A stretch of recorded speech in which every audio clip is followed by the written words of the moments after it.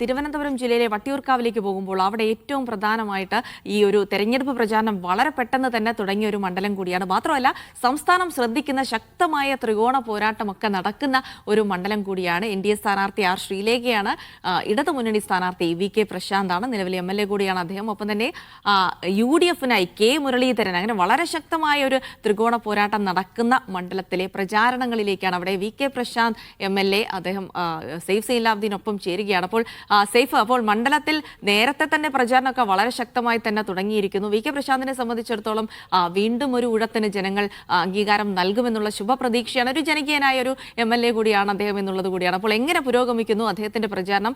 ഈ ഒരു ത്രികോണ മത്സരത്തെക്കുറിച്ച് അദ്ദേഹത്തിന്റെ കാഴ്ചപ്പാട് എന്താണ്? വട്ടിയൂർക്കാവ് എന്ന് പറയുന്നത് ഒരു UDF-ന്റെ കോട്ടകൊത്തളമായിരുന്ന സ്ഥലമാണ്. അതാണ് 2019 തിരുവനന്തപുരത്തെ മേയർ ബ്രോ എന്ന് അറിയപ്പെട്ടുകൊണ്ട് ആ മണ്ഡലത്തിൽ ലാൻഡ് ചെയ്ത് ആ സീറ്റ് പിടിച്ചെടുത്തത്. അത് ചരിത്രത്തിൽ രേഖപ്പെടുത്തുന്ന തെരഞ്ഞെടുപ്പാണ്. നമുക്കറിയാം NSS പരസ്യമായ നിലപാട് സ്വീകരിച്ച ഘട്ടങ്ങൾ ആയിരുന്നു അത്. അതിനെല്ലാം മറികടന്ന് മികച്ച ഭൂരിപക്ഷത്തിലാണ് പ്രശാന്ത് അന്ന് ജയിച്ചത്. പിന്നീട് 2021 വീണ്ടും ജയിക്കുന്നു. വീണ്ടും അടുത്ത ടീമിലേക്ക് പ്രശാന്ത് എത്തിച്ചേരുകയാണ്. ഇന്ന് നോമിനേഷനാണ്. അതിന് മുന്നോടിയായി ചില പരിപാടികളുണ്ട്. അതിനിടയിലാണ് നമ്മുടെ മുന്നിൽ വന്ന് പെട്ടത്, അല്ലെങ്കിൽ നമ്മൾ പ്രശാന്തിന് മുമ്പിൽ വന്ന് പെട്ടത്. പ്രശാന്തിനോട് തന്നെ ചോദിക്കാം. അപ്പോൾ ആദ്യഘട്ടത്തിൽ തന്നെ പ്രചരണം ആരംഭിച്ചു. പ്രശാന്ത് മണ്ഡലത്തിൽ സജീവമായി തന്നെ എല്ലാ ദിവസങ്ങളും ഉണ്ട് താനും. എങ്ങനെയുണ്ട് 3 പേരും കൂടെ വന്നിട്ട് 3 സ്ഥാനാർത്ഥികൾ ആയിക്കഴിഞ്ഞപ്പോൾ എങ്ങനെയുണ്ട്? കുഴപ്പമില്ല ചിത്രം. ഞങ്ങൾ വളരെ പോസിറ്റീവായിട്ടുള്ളൊരു അന്തരീക്ഷമാണ്. അപ്പോൾ എല്ലാ ഇലക്ഷൻ കാലത്തും കണ്ണമ്മൂല ചട്ടമ്പിസ്വാമി സ്മാരകത്തിൽ നിന്നാണ് ഞങ്ങളുടെ പ്രവർത്തനം ആരംഭിക്കുന്നത്. അപ്പോൾ ഇന്ന് നോമിനേഷൻ കൊടുക്കുകയാണ്. അപ്പോൾ നമ്മുടെ സമാധി സ്മാരകത്തിൽ പുഷ്പാർച്ചന ചെയ്തിട്ടാണ് നമ്മൾ അങ്ങോട്ടേക്ക് പോകുന്നത്. അപ്പോൾ ഞങ്ങളെ സംബന്ധിച്ച് വളരെ ആത്മവിശ്വാസമാണ്. കുറച്ചധികം വീടുകളിൽ ഇതിനോടൊക്കെ ഞങ്ങൾ സന്ദർശനം നടത്തി. അപ്പോൾ അവിടെയെല്ലാം തന്നെ വളരെ പോസിറ്റീവാണ്. ഇപ്പോൾ കഴിഞ്ഞ 5 വർഷത്തെ സംബന്ധിച്ച് ആളുകൾക്കൊരു നെഗറ്റീവും പറയാനില്ല. അവർ പറഞ്ഞ പല കാര്യങ്ങളും നമ്മൾ ഇതിനോടകം പരിഹരിച്ചിട്ടുമുണ്ട്. അപ്പോൾ പരാതികളൊന്നും ഇല്ലാതെ വളരെ പോസിറ്റീവ് അന്തരീക്ഷത്തിലാണ് ഞങ്ങളുടെ തെരഞ്ഞെടുപ്പ് പ്രവർത്തനം നടക്കുന്നത്. ചില വീടുകളിലൊക്കെ ആയിരിക്കും അല്ലെങ്കിൽ വീട് കിട്ടിയില്ല, അല്ലെങ്കിൽ എന്തെങ്കിലും വ്യക്തിപരമായിട്ടുള്ള ആനുകൂല്യം കിട്ടാത്തതിൻ്റെ പ്രശ്നങ്ങൾ പറയുന്നത്. ബാക്കി എല്ലായിടത്തും വളരെ പോസിറ്റീവാണ്.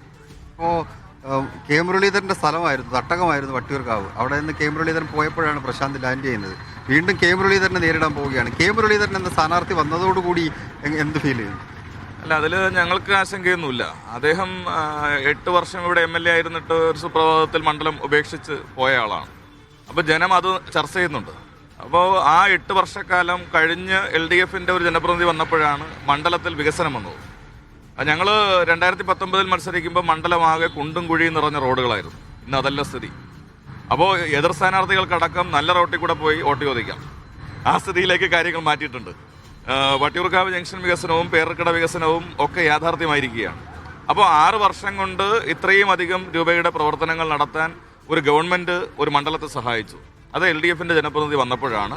ആ മാറ്റം ജനങ്ങൾ നന്നായിട്ട് ഫീൽ ചെയ്യുന്നുണ്ട്. അത് തുടരണം എന്നുള്ളതാണ് ജനങ്ങൾ ആഗ്രഹിക്കുന്നതാണ് ഞങ്ങളുടെ ഇത്ര ദിവസത്തെ പ്രചരണം കൊണ്ട് മനസ്സിലാകുന്നത്. അതുകൊണ്ട് ഒരു മാറി ചിന്തിക്കേണ്ട ഒരവസ്ഥയും LDF-ന്റെ ജനപ്രതിനിധി എന്ന നിലയിൽ ഞാൻ ഉണ്ടാക്കിയിട്ടില്ല.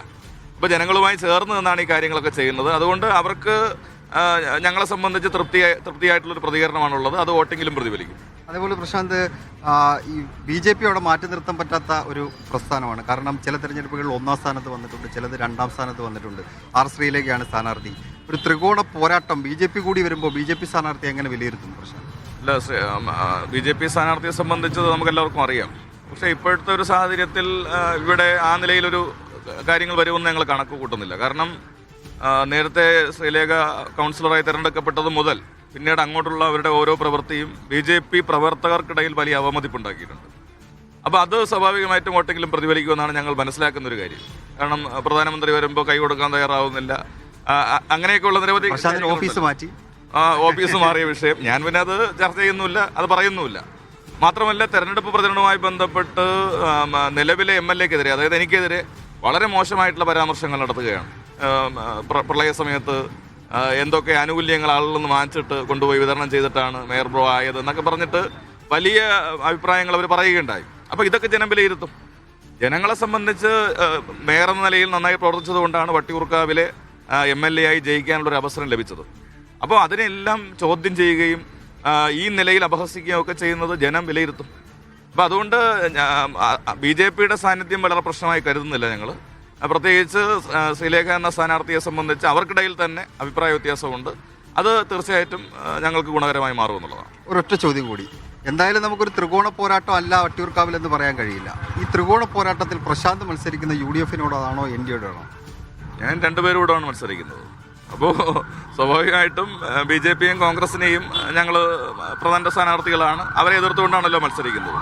അപ്പോൾ ഞങ്ങളെ സംബന്ധിച്ച് ഇവിടുത്തെ വികസനമാണ് ഞങ്ങളുടെ അജണ്ട. ഇവിടെ LDF-ന്റെ ജനപ്രതി വന്നപ്പോഴാണ് കാര്യങ്ങൾ നടന്നത്. അപ്പോൾ അതുകൊണ്ട് രണ്ട് കൂട്ടരെയും ഒരേപോലെ എതിർത്തുകൊണ്ടാണ് ഞങ്ങൾ മത്സരിക്കുന്നത്. രണ്ട് കൂട്ടരുടെയും വോട്ടുകൾ നേരത്തെ എനിക്ക് ലഭിച്ചിട്ടുമുണ്ട്. അതുകൊണ്ടാണ് 3-ാം സ്ഥാനത്ത് നിന്നും 1-ാം സ്ഥാനത്തേക്ക് വരാൻ ഞങ്ങൾക്ക് സാധിച്ചത്. അത് ഇത്തവണ ഞങ്ങൾ നിലനിർത്തും.